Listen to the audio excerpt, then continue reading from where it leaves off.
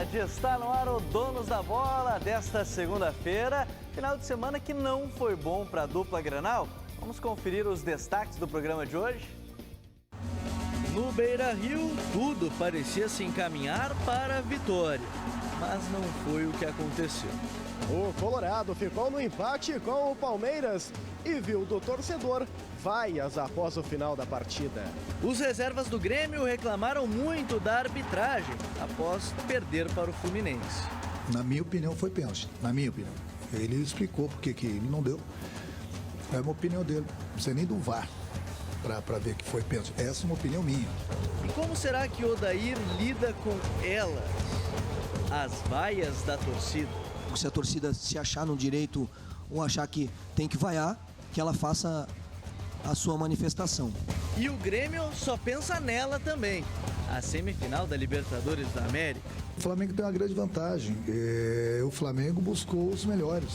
E tem presente para torcedores da dupla Grenal. É aqui, no Donos da Bola. E precisando vencer para fazer as pazes com a torcida, o Inter recebeu o Palmeiras no Beira-Rio, mas o resultado não foi dos melhores. O quarto confronto entre Inter e Palmeiras em 2019 ocorreu no Beira-Rio e foi bastante movimentado. Logo de início, o Patrick tentou abrir o placar para o Colorado em grande estilo. O Inter colecionou chances, dando trabalho para a defesa do Palmeiras e mostrando que estava disposto a marcar em qualquer bobeira do adversário. E foi isso que aconteceu aos 27 minutos. Jogada de Nico para a conclusão de Patrick de cabeça. Patrick! Gol!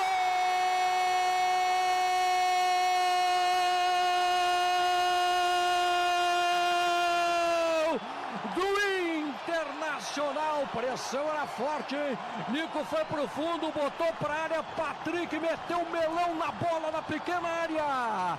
Os paulistas não demonstravam força para responder. Nenhuma das oportunidades criadas foi a gol. E na melhor chance, Felipe Melo também falhou ao direcionar a cabeçada. No intervalo, o técnico Mano Menezes mudou. Colocou William Bigode em campo e a postura também foi alterada. Os paulistas foram para cima. Com William Bigode veio a primeira chance clara, mas faltou força para vencer Marcelo Lomba. Só que pouco tempo depois não faltou nada. Golaço! Caiu lá para William Bigode, bateu pro gol, golaço! Gol do Palmeiras de sem pulo, uma bomba pro gol, gol lindo faz o Palmeiras aqui no Beira-Rio. E a virada não veio logo em seguida porque Marcelo Lomba foi cirúrgico ao salvar a cabeçada de Felipe Melo. O Colorado sentiu a pressão, criou pouco e não fez nada de real. E só não viu o Palmeiras decretar a vitória no final do confronto porque o gol de Bruno Henrique foi revisado pelo VAR e invalidado logo na sequência, gerando grandes protestos. O clima ficou tão quente que até Mano Menezes discutiu com torcedores. O VAR não pode ter camisa, o VAR não pode ter pressão, o VAR não pode ter estádio. O VAR é para o bem do futebol e tem que ter uma linha de conduta para que todos saibamos como vamos nos comportar. E a gente entende que não foi o caso dessa última semana, está bastante claro. O resultado foi de empate no final das contas. Placar que não foi bom, nem para o Inter e nem para o Palmeiras. 1-1, apesar de ser insatisfatório para as duas equipes, acabou se tornando uma realidade e algo que precisa ser analisado para que no futuro as duas equipes possam avançar no Brasileirão. E o primeiro tempo nosso foi merecido a gente fazer um placar maior, mas também nós jogamos contra uma equipe que está brigando pelo título, com todas essas qualidades que eu falei, e que nesse tipo de confronto vai ser difícil, tanto para nós como foi, como para outro adversário nosso da parte de cima da tabela, como foi os placares agora do final de semana. Ao fim da partida, um encontro. Luiz Adriano, centroavante do Verdão, com o seu pai, Adriano Luiz, torcedor fanático do Inter. E mesmo tendo seu filho do outro lado, a torcida ficou no time do coração. Não conseguimos vencer essa partida aí. Torci pela vitória do Internacional, mas e pelo gol do Luiz, mas não saiu, né? Carinho de pai, acho que é colorado e sempre vai torcer pro filho dele, dar o máximo dele dentro de campo, independente de onde estiver jogando. No fim das contas, nem colorados, nem palmeirenses saíram satisfeitos do jogo. Empate sim, mas com sabor de derrota para os dois lados. E agora eu vou até a nossa central, nosso controle, onde está Paulo Pires, porque tem pergunta do Paulinho. Tudo bem, Paulinho? Eu vou dar aquele lançamento que eu sei que você sai dominando no peito e sai jogando. Com toda certeza, né? Bola no peito, no gramado, saio com ela dominada para fazer o gol mais à frente lá. Bom, é semana de Copa Libertadores da América, é semana de Grêmio e Flamengo. Obviamente que a pergunta de hoje da semana vai ser relacionada, óbvio, né, ao confronto duelo do Grêmio contra o Flamengo. Tá na tela para você a pergunta de hoje do Paulinho. Quero saber o seguinte, atenção, hein? Quem fez os gols do Grêmio no primeiro jogo contra o Flamengo na Arena? Arena inaugurada em 2012, em 2013 aconteceu em novembro de 2013, primeiro jogo, só para ter uma ideia. Na Arena, o Grêmio jamais perdeu para o Flamengo. 8 jogos até hoje, 6 vitórias do Grêmio, 2 empates. Então quem fez os 2 gols? Um único jogador fez os 2 gols do Grêmio, foi 2-1 para o Grêmio. A partida, quem fez esses 2 gols? Opção A foi o Barcos, opção B, Elano, opção C, Kleber Gladiador, opção D e última, Maxi Rodrigues. Está aqui embaixo na tela, ó, 992-24-12-20, 992-24-12-20, agora seu WhatsApp com a resposta aí. Foi o Barcos, foi o Elano, foi o Kleber ou foi o Maxi Rodrigues? Daqui a pouco eu volto então com a resposta da pergunta do Paulinho, Gabriel. Essa aí tá fácil, essa pergunta do Paulo Pires. E daqui a pouco a gente vai falar do Grêmio aqui no Donos da Bola. Isso porque o tricolor usou reservas ontem. Perdeu para o Fluminense e viu sua série de 4 vitórias seguidas chegar ao fim. Mas o time titular treinou em Porto Alegre e vamos acompanhar tudo sobre a preparação para a semifinal da Libertadores. É já aqui no Donos da Bola. E você também pode participar do nosso programa através da enquete. Lá no Twitter, acesse @donosdabolaRS e dê o seu voto. A pergunta é a seguinte: você acha justas as vaias para o técnico Odair Hellmann? Sim ou não?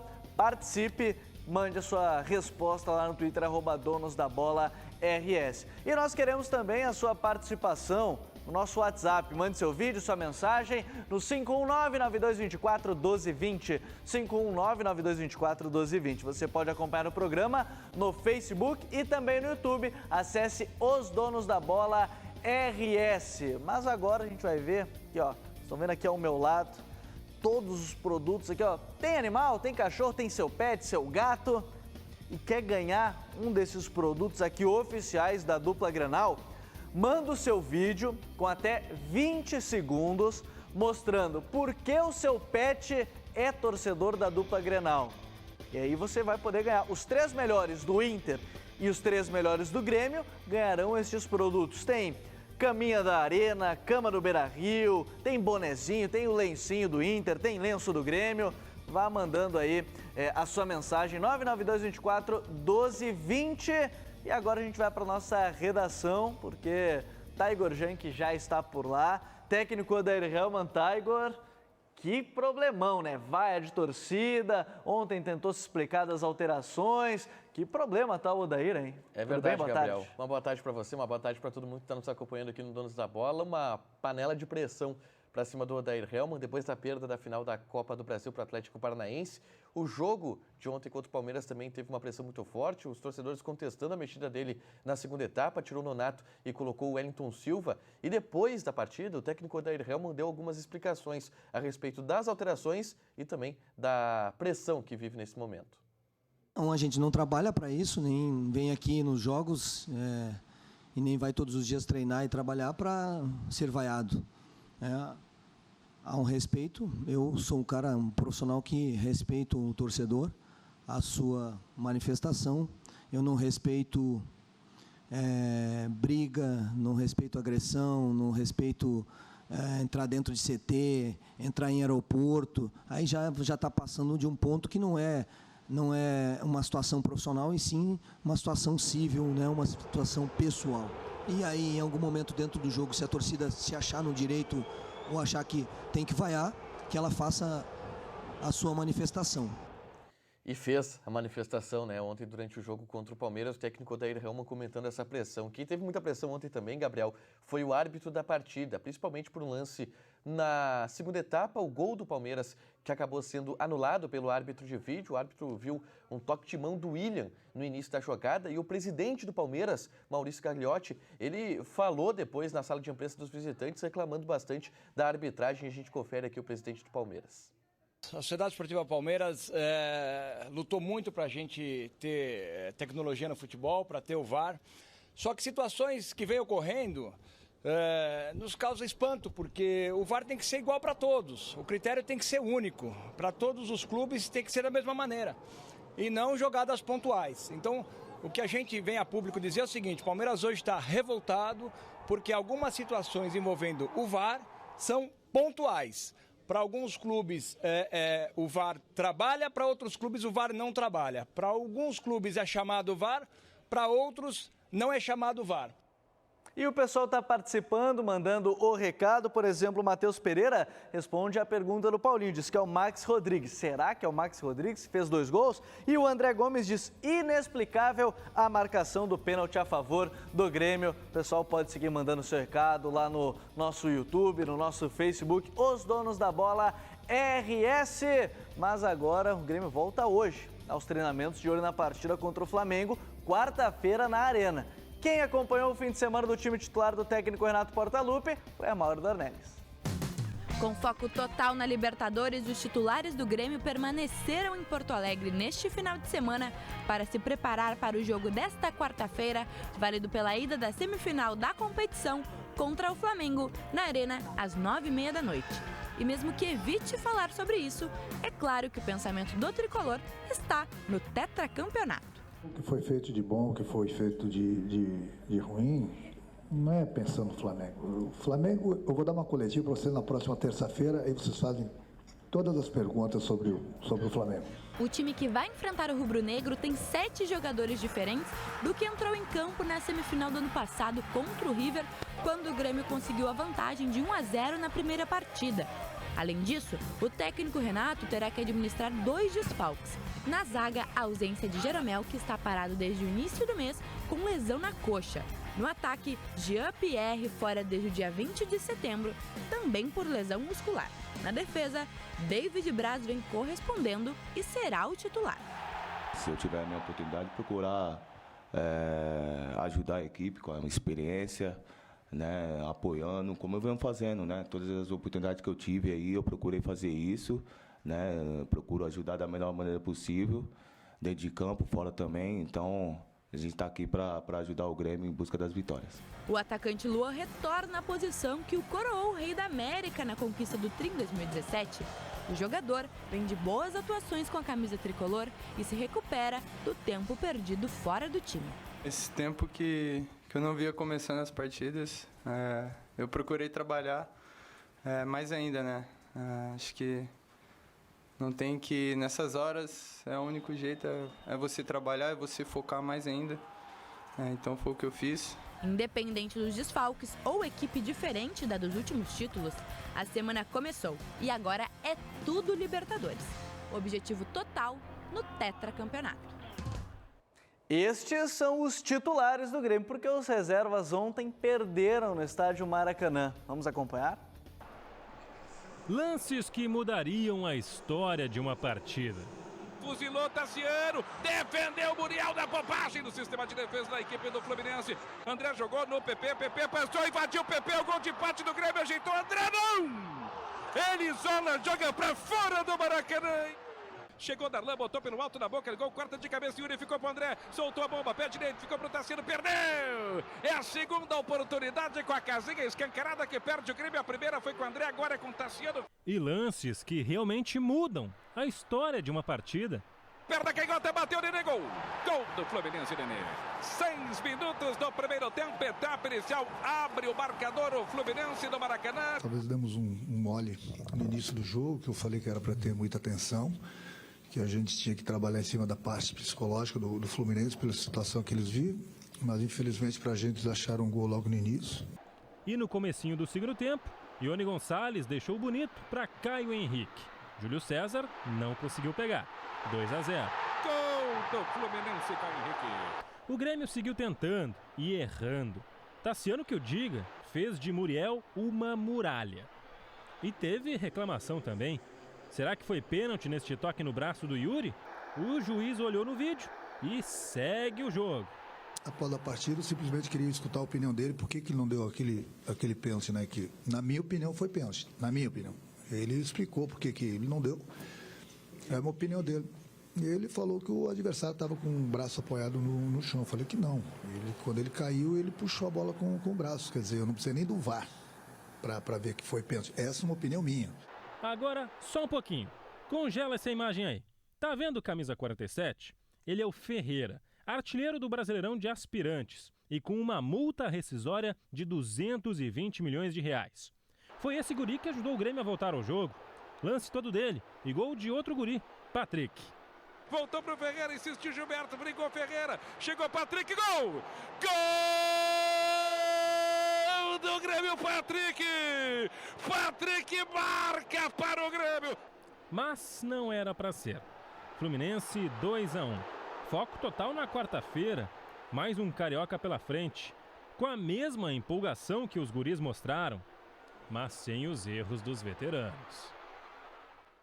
E já a gente fala mais sobre o Grêmio, porque agora Matheus Schenck tem um recadinho para você.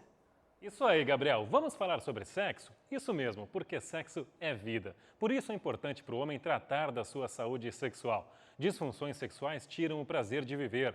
A boa notícia é que essas dificuldades têm tratamento médico avançado. E o melhor, é aqui em Porto Alegre. O Boston é a maior rede internacional de clínicas voltada para o cuidado com a saúde sexual masculina. E mais de 1 milhão de homens já foram atendidos em todo o mundo. Os tratamentos são personalizados, de acordo com a sua necessidade e sem intervenções cirúrgicas. Os médicos atendem com discrição e hora marcada. As salas de espera são individuais e com garantia de privacidade. E não se preocupe, as informações do paciente são totalmente sigilosas.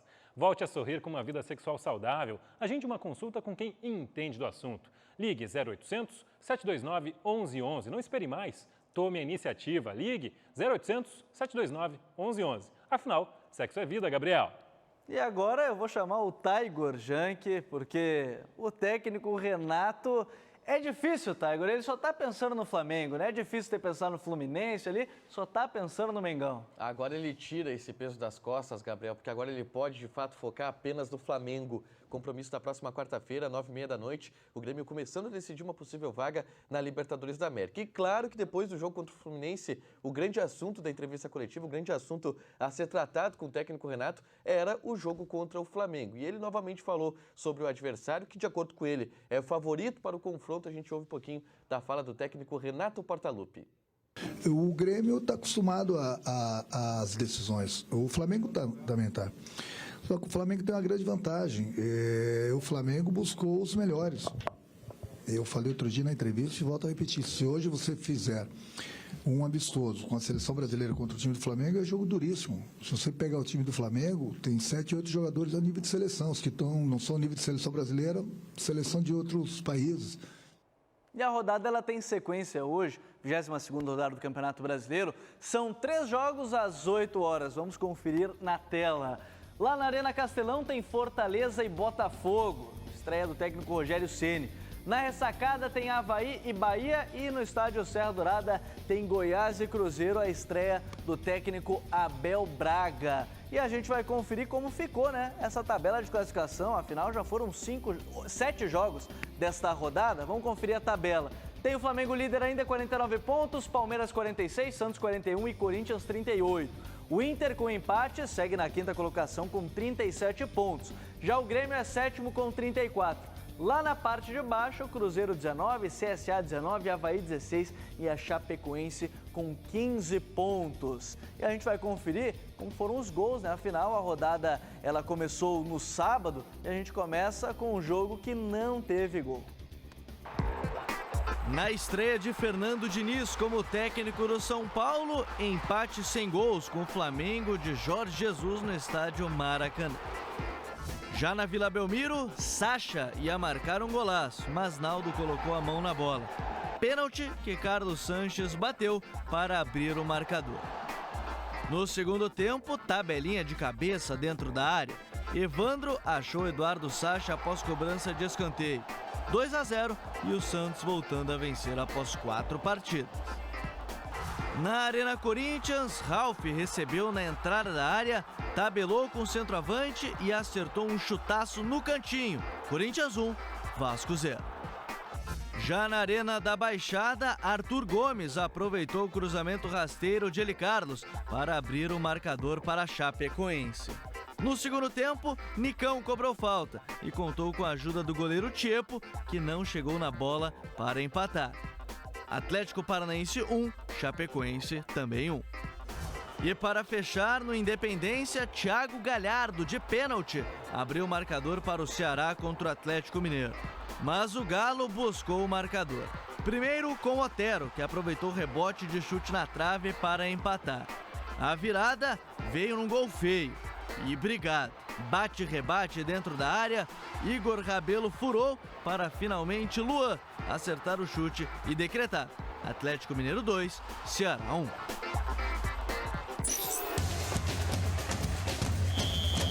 Agora dá licença, Gabriel, dá licença, Brasileirão, porque é hora do momento Sabia Não de hoje. Digno de Lionel Messi. Mas o nome dele é Alex Cojado, de 20 anos, atacante do Barcelona B. Ele passou por todo mundo do Levante B. Se duvidar, passou até por mim. Golaço dele, Alex Cojado, na terceirona espanhola. Pintura! Mereceu o momento Sabia Não desta segunda-feira. E agora um recado da TIM para você. O Samsung Galaxy A10 chegou com tudo no TIM Controle e o preço que já era bom ficou ainda melhor. Já pensou em pagar uma parcela a menos do seu smartphone só porque fez um post no Instagram? No TIM Controle é assim. Em vez de 12 parcelas de R$ 83, seu Samsung Galaxy A10 sai por apenas 11 vezes de R$ 49, mais um post no Instagram. É isso mesmo. Você vai até uma loja TIM, faz um post e a gente tira a parcela. Seu Samsung Galaxy A10 por 11 vezes de R$ 49, mais um post no Instagram. Só no TIM Controle. Mas aproveite logo, porque essa oferta é por tempo limitado. E você, que ainda não é cliente TIM, traga já o seu número para o TIM Controle e ganhe 2 GB de bônus de internet todo mês. Passe em uma loja TIM aqui em Porto Alegre, traga o seu número para a TIM e aproveite as super ofertas. TIM, a evolução não para! E você vai participando com a gente nos recados, aqui no nosso Facebook, no Instagram, vai em todas as redes sociais e mande a sua mensagem, 99224-1220. Vou pegar aqui alguns recados que o pessoal já está mandando. Aqui o Bruno, ele é de Canoas, diz que vai ser 2-0 para o Grêmio no jogo de ida contra o Flamengo. Tá confiante. Aqui também, ó, o Rodrigo, ele é de, deixa eu ver aqui, Passo Fundo. Rodrigo de Passo Fundo diz que o Bruno Fux é o novo titular da zaga ao lado do Victor Cuesta. Além disso, o Henrique diz que vai ser 3-0 para o Grêmio. O pessoal tá confiante aí no jogo contra o Flamengo, a gente vai falar muito sobre isso. E para fechar com as mensagens, o Douglas, ali de Bagé, diz que vai ser 1-1, mas o Grêmio ganha lá no estádio Maracanã. E no final de semana, o Inter também entrou em campo pelo Gauchão Feminino. As gurias coloradas venceram o Brasil de Farroupilha pelo placar de 4-0. Os gols foram marcados por Nana, Fábio Simões, Gabi Luizelli e Mariana Pires. O Inter é o líder do campeonato com 12 pontos e segue invicto na competição. No próximo domingo, dia 6, o Inter recebe o Oriente no campo do Sesc Campestre. Então as gurias coloradas estão muito bem. E agora você olha aqui, a gente pode pegar aqui as mensagens, a gente pode ver manda o seu vídeo pra gente de até 20 segundos, 992241220, 992241220, até 20 segundos, porque o seu pet é torcedor da dupla Grenal. Os 3 melhores do Inter e os 3 melhores do Grêmio ganharão produtos oficiais para o seu pet. Tem cama em forma da Arena, tem cama no formato do Beira-Rio, tem colchão com a camisa do Grêmio, tem boné, tem lenço, tem tudo. 20 segundos para o nosso 992241220. Mande o seu recado aqui pra gente. E agora eu quero saber qual é a resposta da pergunta do Paulinho. Eu fiquei na dúvida, mas eu tinha quase certeza, Paulinho. Qual é a resposta? O pessoal estava mandando. Disse que era o Maxi Rodrigues, disse que era o Kleber Gladiador. Qual é a resposta da pergunta do Paulinho? Tivemos aí respostas para todos os gostos, digamos assim, para o Barcos, para o Elano, para o Kleber Gladiador e para o Maxi Rodrigues. Vamos então à resposta da pergunta do Paulinho. Eu perguntei, quem fez os gols do Grêmio no primeiro jogo contra o Flamengo na Arena? Opção correta, letra D, foi Maxi Rodrigues. Lá em novembro de 2013, primeiro jogo do Grêmio contra o Flamengo na Arena, vitória do Grêmio por 2-1. Ele saiu do banco de reservas para dar vitória para o Grêmio. Vou acompanhar os gols, inclusive, da partida, os gols do Grêmio, os gols marcados pelo Maxi Rodrigues. Paulo Vitor, era o goleiro do Flamengo aí. Maxi Rodrigues cortando para o meio, batendo em Paulo Vitor.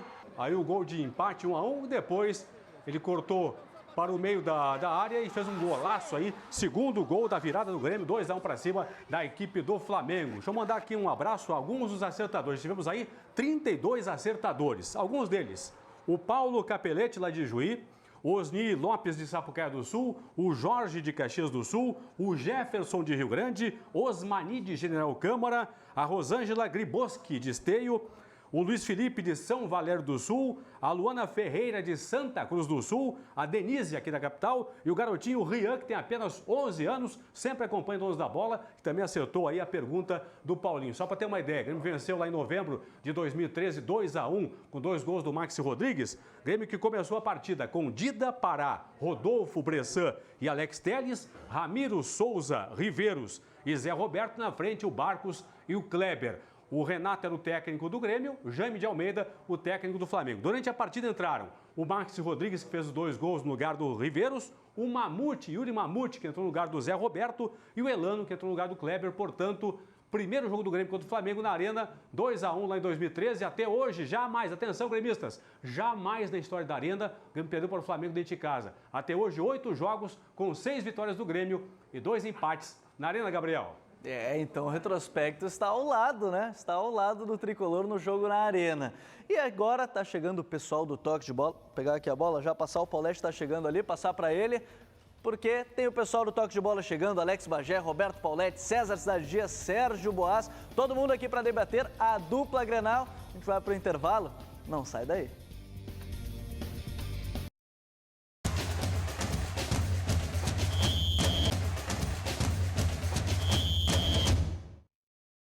De volta, agora junto com a equipe do Toque de Bola. Alex Bagé, tudo bem? Tudo bem, Gabriel? Para de tentar combinar comigo, cara. Nós temos que trocar de personal style. A gente vai ter que trocar, o cara tá fazendo a gente vir igual. É o Outubro Rosa. Isso, Outubro Rosa. A gente já tá se antecipando amanhã. Só uma perguntinha, isso é jacaré ou é lagarto? É um jacaré. Lagarto. O óculos também, tem que melhorar esse óculos aí. Jacaré era o apelido de um goleiro que tinha aqui na dupla Grenal, que tinha o bracinho curto. E pra gente começar esse debate, vamos à nossa enquete aqui do Donos da Bola. O pessoal participou lá no Twitter, @DonosDaBolaRS. As vaias para o técnico Odair Hellmann foram justas? O pessoal participou, sim ou não? Sim, 65% e não 39%, 61% e não 39%. O pessoal achou bastante justas as vaias aí para o técnico Odair. Mas se em determinado momento o Odair foi aplaudido e o torcedor vibrava e nós da imprensa acabávamos elogiando, por que agora no momento que ele merece a crítica? Ele não precisa estar imune a isso. E a crítica, pelo menos do que eu acompanhei, ela acontece justamente no momento em que o Odair de novo faz uma substituição em que ele tira o Nonato e coloca o Wellington Silva. A gente sabe que o Wellington Silva é sopa de hospital. Ele não muda a vida de ninguém. Pode tomar, não vai fazer mal nem bem. E é com garfo? Mas o torcedor está impaciente com algumas situações. Ele está impaciente com algumas situações do Odair. O que você acha que tem irritado mais o torcedor nesse momento do Inter? Houve uma vaia O Paulete estava comigo. Na escalação? Né? Exatamente. Ali foi muito forte. Eu me surpreendia porque sempre houve uma mistura de vaias com aplausos. Dessa vez não. Foi muito contundente, né, Mas o Paulete. O torcedor está vendo. A gente falava muito sobre isso e gosta de falar sobre isso, Gabriel. O torcedor é, sem nenhuma dúvida, a relação entre pessoas mais inteligente do futebol. Não é à toa que, quando ele tenta mexer no time e coloca o Wellington Silva e diminui a força do meio-campo, o torcedor viu. Isso aconteceu contra o Flamengo, isso aconteceu contra o Atlético Paranaense quando o Inter perdeu. O torcedor está lá, ele viu. E ontem, mais ainda, porque normalmente nós temos o Beira-Rio lotado. Ontem nós tínhamos 24 mil torcedores. E era para um grande jogo num horário bom, né? Era para ter mais gente. Esse torcedor que vai lá é o sujeito que gosta de futebol, que acompanha, que lê, que está lá. Quando começou o jogo, ele viu, meu time está bem, por quê? Porque eu estou com o meio-campo reforçado, porque eu estou forte. Aí eu tiro do meio-campo a força, coloco. Por que ele não colocou o Bruno Silva? Porque claramente o Internacional está sofrendo a pressão externa. A pressão da imprensa, de um modo geral, a pressão dos torcedores, de um modo geral. O contexto diz o seguinte: o Inter é covarde.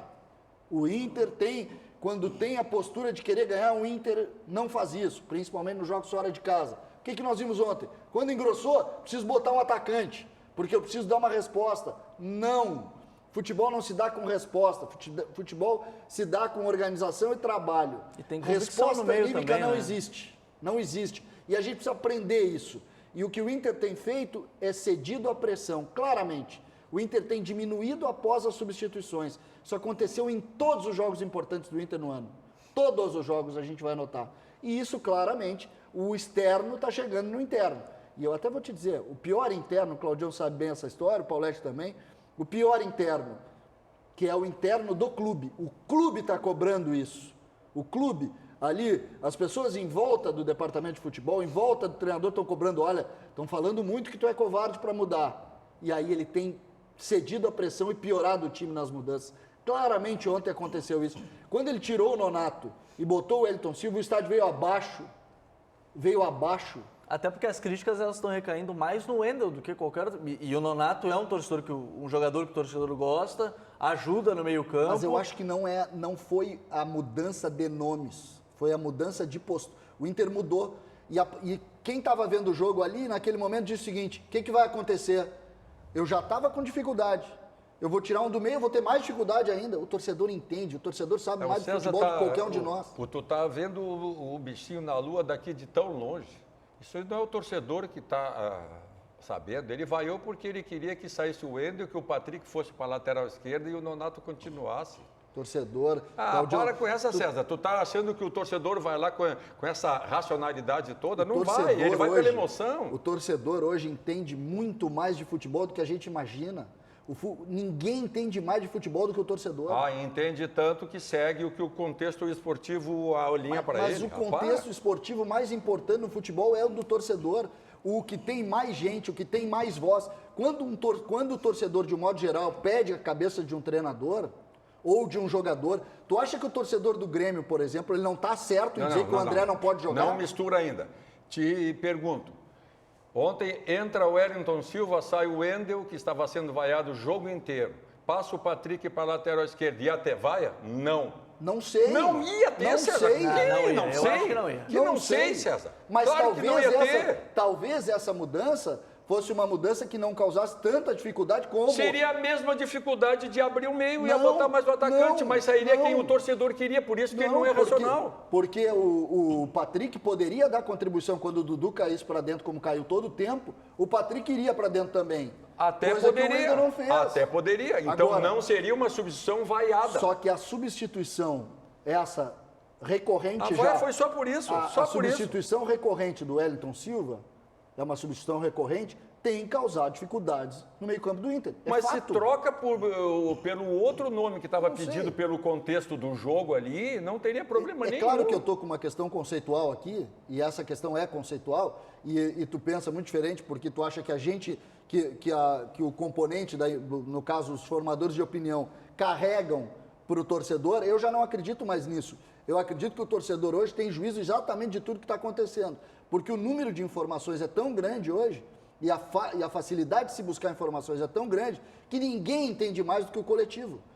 Esse composto coletivo do futebol, que o torcedor é o maior dele, é o mais inteligente de todos, porque eles têm um acesso à informação Mesmo muito assim, maior. tu está me dando razão, então. Se a troca que o torcedor queria, não teria havido movimentação nenhuma. E vai nenhuma. Ontem, por exemplo, a vaia ao Odair antes do jogo, a crítica à escalação do André antes do jogo, ela é inteligente.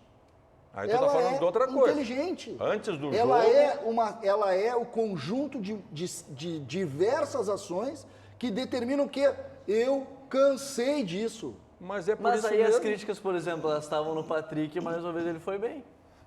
Pelo menos no primeiro tempo foi muito bem. Talvez, nem sempre o torcedor também está certo, Mas as críticas ao Patrick, por exemplo, diminuíram a partir do momento que ele fez o jogo que fez no Rio de Janeiro quarta-feira. Mas é que ele fazia uma temporada quase assim, aí por dois jogos que diminui. Eu penso que a gente não vai chegar a lugar nenhum tentando entender crítica ou não do torcedor.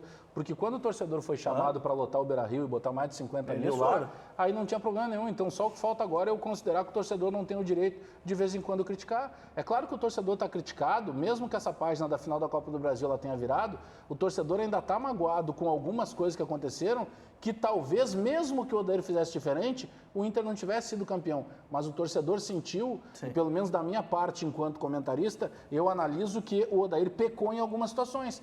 E eu penso que seja mais ou menos o que alguns torcedores estão sentindo. Pô, mas ele teria que ter feito diferente em algumas situações que ele não fez. E aí, quando ele faz esse tipo de substituição ontem, que a gente já sabe, quem é o primeiro cara que vai entrar sempre no Internacional? O Elton Silva. Não interessa quem vai sair. Tem que entrar o Elton Silva. Isso a gente falou, né? De entrar para fazer um parede na final da Copa do Brasil, baixou o torcedor. O torcedor que está no estádio, ele olha para o Elton Silva correndo, o Elton Silva corre na direção do defensor. Ontem, o gol do Grêmio lá no Maracanã é um lançamento que é equivocado, mas é um lançamento que é para pegar o Ferreira aberto. E o Ferreira está longe do zagueiro. O zagueiro erra e a bola cai no pé dele, ele faz a jogada. Mas, ou seja, quando o cara ameaçou lançar, ele abriu do defensor.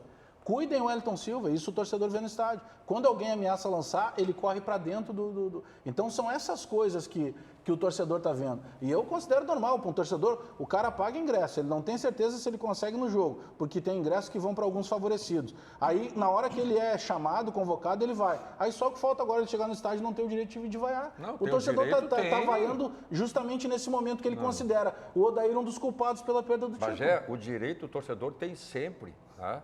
Assimila esta vaia quem tem a capacidade de assimilar. Claro, é do jogo, tá no preço. Mas eu continuo batendo. A vaia não aconteceria na substituição se ela fosse feita da forma que o torcedor queria. Mas é como se a gente atende o pedido do torcedor, tá pronto. Tudo bem, só que o Odair foi vaiado na escalação. Não, isso é um direito também. Tudo bem, mas o torcedor, por isso que eu considero, por isso essa é a minha análise. Ele foi vaiado na escalação e aí na primeira que ele repetiu o que o torcedor já viu em outros momentos, ele foi vaiado de novo. Agora o Paulete está muito calmo aqui, tá muito quieto no debate, está abalado ainda, Paulete? Não, em primeiro lugar, eu acho que a vaia foi injusta. Eu reconheço que a tolerância do torcedor, ela chegou no limite e o torcedor está manifestando, através da vaia, uma insatisfação pelo que o Odair tem feito. Eu acho que ele é um bom treinador e deve continuar no Internacional. Mas ontem, me parece, até usando o que o César e o Cláudio falaram, me parece que ele entrou num dilema. Porque ele vinha jogando num 4-3-3, abriu mão para um 4-4-2, a grosso modo. Tá? Ontem ele tentou reeditar o 4-3-3 no segundo tempo com a saída do Nonato, porque ele achou que o Palmeiras estava saindo de trás muito sereno, com a bola dominada e pressionando a zaga, pressionando o Internacional. Ele errou. E o torcedor, aí eu concordo com o César, o torcedor tem uma visão, ele tem uma visão geral, assim, ele não tem uma visão aprofundada como nós temos, por uma questão óbvia, mas ele tem uma visão geral coerente. E a saída do Nonato foi algo que impactou a todos que estavam no estádio. Por quê? Por dois motivos.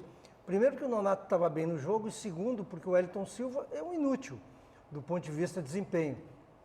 Então, eu não estou justificando A ou B, eu só acho que o Odair ele tentou achar uma alternativa com os jogadores que ele tinha. E antes de, Cláudio, quando eu olho para o banco e me boto no lugar do Odair, eu acho duríssimo tu ter que mudar o jogo com o Wellington Silva, com Parede, com o Neilton e assim por diante. O erro dele é que ele não está achando alternativa Mas tu não acha, Paulete, que não impactaria tanto se fizesse a substituição que o contexto estava pedindo? Sem dúvida alguma. Não impactaria tanto, porque, olha, ela impactou por quê? O torcedor quer que o Mas que eu não estava tiraria sendo o Patrick do meio. Não, aí que tá. Tira o Wendel, bota o Patrick ali e não tira o menino, porque isso marca também vocês.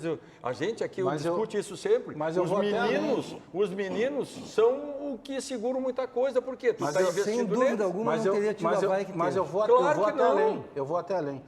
Eu estou batendo numa outra tecla e eu estou com parte do torcedor imaginando que o torcedor tenha enxergado isso. O Internacional não joga mais com ligação direta, senhores.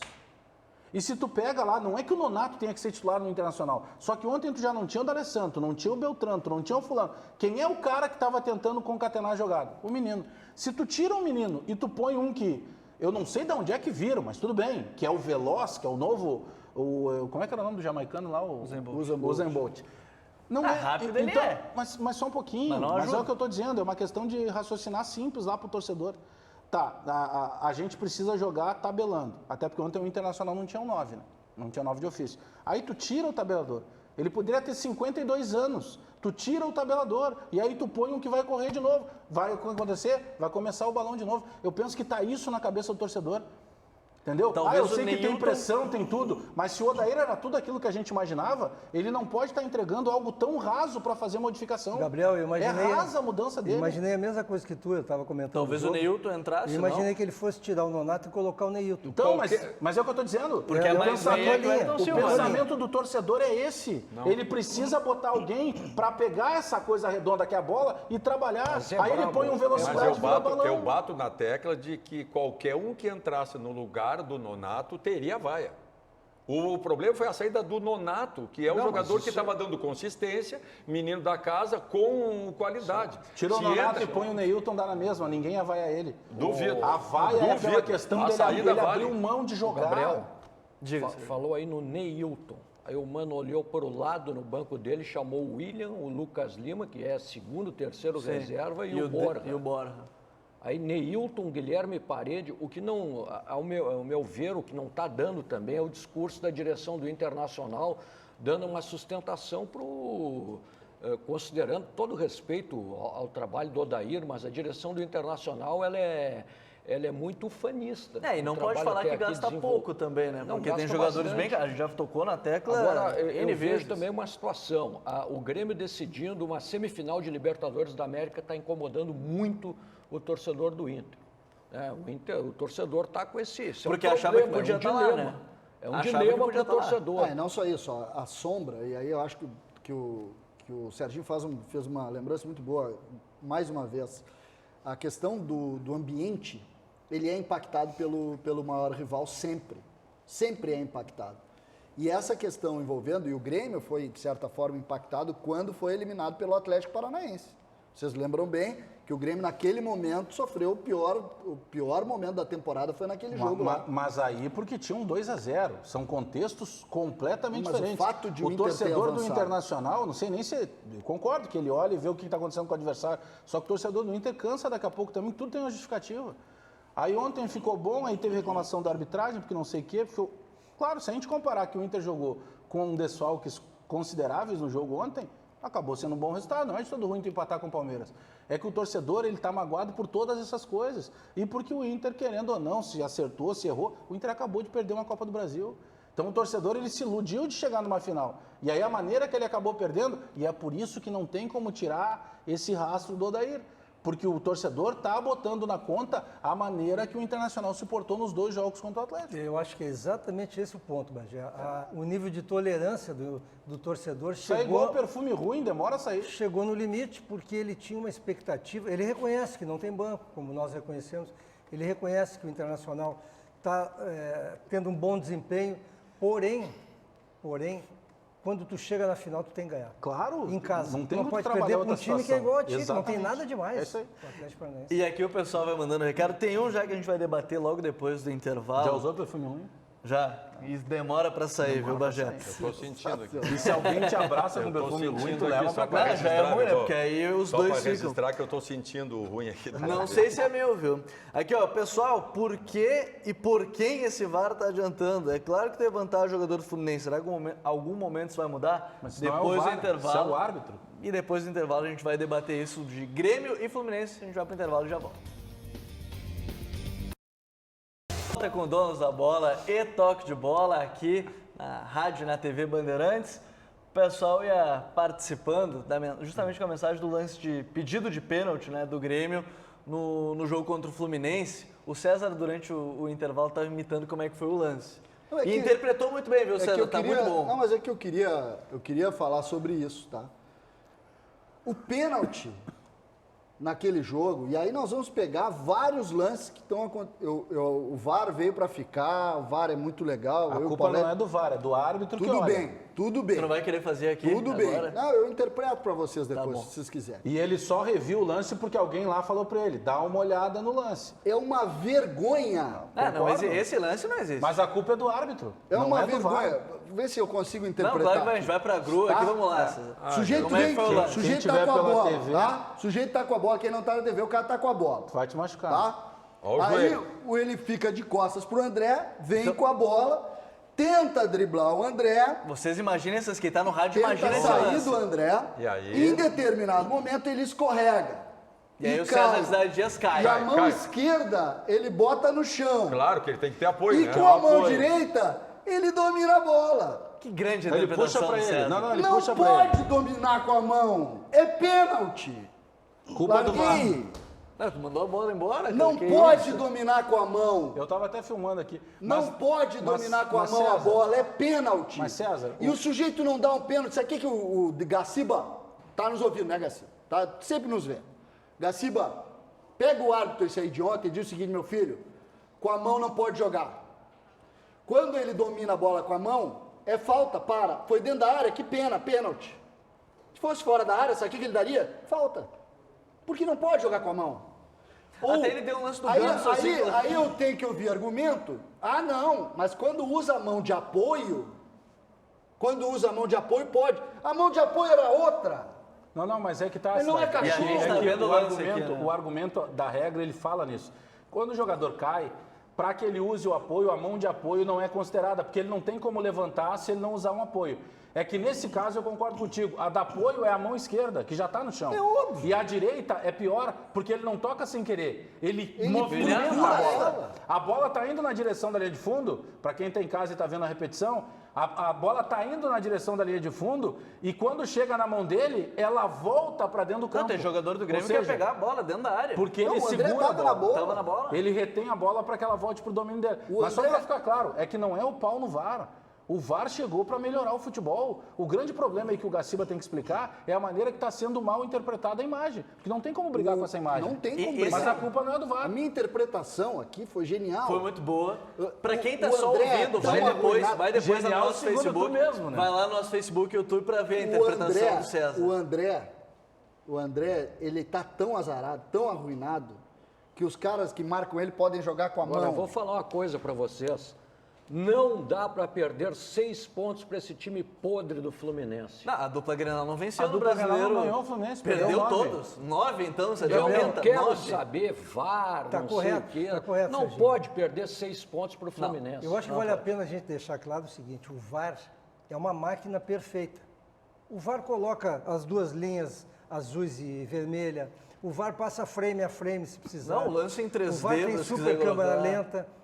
Os árbitros é que fazem interpretações absurdas. É que a regra permite, Paulete. Agora, na média, até para o nosso telespectador ouvinte que mandou uma mensagem, na média, mais de 90% dos erros que ocorriam antes não estão ocorrendo. Nós estamos falando hoje porque o Internacional foi prejudicado contra o Flamengo, absurdamente, e o Grêmio ontem, absurdamente. Eu não conheço bem a regra, mas acho que o Palmeiras também foi prejudicado ontem. O Claudião já me disse que foi mão do... Não, é que a regra diz que se bater na mão do atacante, independe de interpretação. E quando é zagueiro, precisa da interpretação. O que eu achei mais estranho no lance é que ele deu a bola pro Inter, né? Não seria falta no Klaus? Do Klaus, perdão. Se ele deu falta vencida, quando o Klaus faz a falta, ele leva o apito na boca e diz, venceu, segue. Quando ele conserta pelo toque, ele tinha que voltar e marcar falta contra o Internacional. Sim. Mas seja como for, nós não podemos entrar nessa vibe ruim aí de que a tecnologia atrapalha. Quem está errando é o ser humano. A tecnologia ajuda. Mas aí que tá, é que a própria regra, se ela chegasse num ponto de... A regra não é clara. Só quem usava esse bordão era o Arnaldo César Coelho. Não é clara. Porque tanto que ela tem interpretação no momento quando é o defensor. Sim. Teve um lance do Grêmio contra o Corinthians, lembra? O Everton vai cruzar a bola, ela bate nitidamente na mão e o juiz disse o quê depois? Não, ele jogou com a intenção. Não pode. Ou seja, mas pelo menos a norma da regra teria que ser a mais cruel. Tocou na mão, é pênalti. Gabriel, para mim também esse jogo ficou bem claro uma coisa. O Leonardo Moura não pode começar contra o Flamengo. Eu acho que não vai. Claro, tem que ser o Galhardo. Não, vai jogar o Galhardo. Acho que vai o Galhardo. Vai jogar o Galhardo. Depois do que o Léo mostrou no... Se a gente tem razão. O Renato, eu acredito que ele já vai falar sobre isso no Donos amanhã, ele já sabe o time. Vai jogar o Michel. Vai jogar o Michel, exato. Eu acho que o Renato já tem o time e tem Michel e Galhardo. Eu acho que ele não vai fugir disso para esse confronto. Vai jogar o Michel e o Flamengo é um time que ele está pronto para atacar. Ele não está pronto para ser atacado. Tá na hora ninguém ataca. O Jorge Jesus falou sobre isso agora na entrevista coletiva, dizendo, vamos pegar pela primeira vez um time que nós sabemos que vai nos atacar, porque ninguém ataca o Flamengo. O time vai com a cautela em excesso no Flamengo. Não é questão que o Grêmio goste de atacar, é que o Grêmio joga sempre de uma maneira ofensiva. Então o Jorge Jesus disse isso no final de semana, que ele sabe que vai pegar um time agora que vai jogar trocando garrafa com ele. Quais seriam as duas grandes dúvidas do Grêmio por jogo do Flamengo? Não tem nenhuma. Não. Galhardo, teoricamente seria lateral direita e o meio campo. É. Os dois que estão sendo cogitados, que no caso o Moura e o Maicon, vêm de uma parada tão grande sem ritmo que dentro da normalidade joga os que estão jogando com o ritmo. O Moura jogou 11 jogos, eu estou dizendo, muito pouco também. Joga quem está Michel jogando e Galhardo. Claro, com o ritmo. Mas, Gabriel, uma coisa boa que ficou desse final de semana para mim a quantidade de jovens jogadores que estavam à disposição. Nem todos foram utilizados, mas a quantidade de jovens jogadores. E na contrapartida, eu espero que o Internacional libere pelo menos uma meia dúzia de jogadores que estavam lá ontem, no time, no banco, e coloque os jogadores a jogar. Mesmo que o Heitor, na minha opinião, e eu concordo com o Cláudio, ele é muito balaqueiro e marca mal, mas ele pode aprender. Não, o Claudião acho que ele marca menos, o balaqueiro fica com medo. Não, mas ele tem ferramenta. Mas se ele não botar na cabeça que ele tem que evoluir e tem que tirar certos defeitos, mas mesmo com isso, eu gostei muito de ver, o Grêmio tinha mais de 10 jogadores da equipe da base à disposição. O lance do Ferreira, o gol do Patrick, o Internacional tinha mais o Johnny e outros. O Grêmio deveria, quando colocar o time reserva em campo, dar uma oportunidade para o goleiro, Felipe Mediolar. O Mediolar. Não, porque o Júlio Eu falo há quanto tempo que ele é melhor que os dois que estão jogando. Eu fecho com o Bagé também. Eu acho que o Mediolar, se assume, ele pega o lugar do titular. Eu colocaria o Mediolar para jogar quarta já. O Grêmio ajudou o Fluminense trazendo o Júlio César. Bota o quarta para jogar, porque o outro se assustou. Tem que o Muriel tá bem lá, por sinal. O Paulo Vitor se assustou. E esse é um ponto importante da gente discutir. Eu acho o Grêmio seríssimo candidato. Eu acho que o Grêmio pode, inclusive, ter ótimas passagens nesses dois confrontos para o Flamengo. Eu sei do respeito do Flamengo, mas acho que o Grêmio segurou agora, ficou em cima do muro, ótimas passagens. Então, diz o que eu falei, o Grêmio vai ganhar os dois jogos. Não, eu acho que ganhar os dois jogos é muito, mas acho que o Grêmio ótimas passagens. Mas acho que o Grêmio pode vencer fica criticando o Claudião e fica tu em cima do muro agora. Não é em cima do muro, é respeito. No futebol, agora, ótimas passagens. Adoro visitar, né? Adoro. O Grêmio com vocês sabem, com o retorno do Luan, eu acho que o Grêmio cresceu. Só que o goleiro do Grêmio pode ser o ponto negativo desse negócio. Acho que eu ia dizer, tem 2 pontos, mas são 3 peças de diferença muito grande, que é goleiro e as laterais, de Grêmio e Flamengo. Só que tem uma resto, eu acho que é equilibrado. Agora, laterais e goleiro... Essa tua mania de fazer terrorismo contra o Grêmio... Não, mas é que Felipe Luiz e Cortez, tu me disser que é igual, tu tá louco. A maior diferença do confronto do Grêmio... Rafinha e Galhardo deve ser o mesmo nível. A maior diferença do confronto contra o Grêmio... O Diego Alves e o Paulo Vitor também. Tua mania de fazer terrorismo, a maior diferença do confronto contra o Grêmio é o Everton.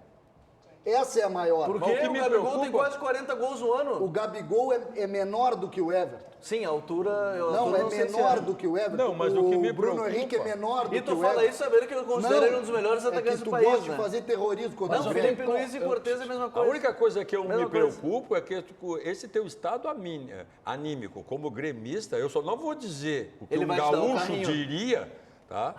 Porque vai parecer nome feio, mas eu devia dizer aqui. Ele vai te dar o carrinho que ele deu na interpretação. Tá dizendo que eu tô com medo? Tu tá totalmente borrado. Ah, para, Claudião. Dá pra ver na tua feição, Não, César. eu tô preocupado. Tem um jogo duro aqui. Não, Felipe Luiz e Cortez é a mesma pra mim, coisa. esse Tá jogo, tudo certo. eu acompanho futebol desde...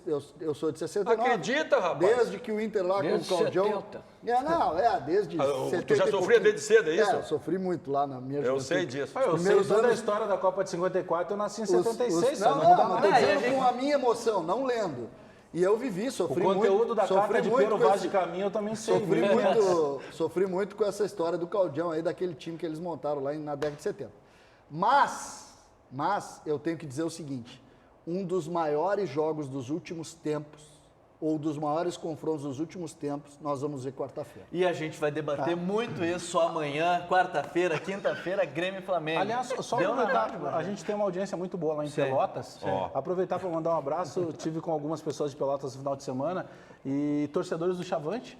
E me disseram assim, manda um abraço pro César Cidadias, me mostraram fotos. Onda Chavante. Eles têm fotos com o César Cidadias. Eu disse, mas o César trabalhou no Pelotas. Não, por isso que a gente gosta dele, a época dele aqui. Foi bem legal. Vem agora o Rádio Livre, na Rádio Bandeirantes com o Guilherme Bauer e às 6 da tarde tem o Serginho Boas com o Band Sport Show. E aqui na TV Bandeirantes, André Machado com o RS Acontece. Tudo bem, André? Ainda bem que esse debate de Grêmio e Flamengo não me pertence, viu? Nesse eu tô de sangue doce. Já foi, né? Já foi, minha fase já passou. Hein? Bom programa. Um abraço para vocês.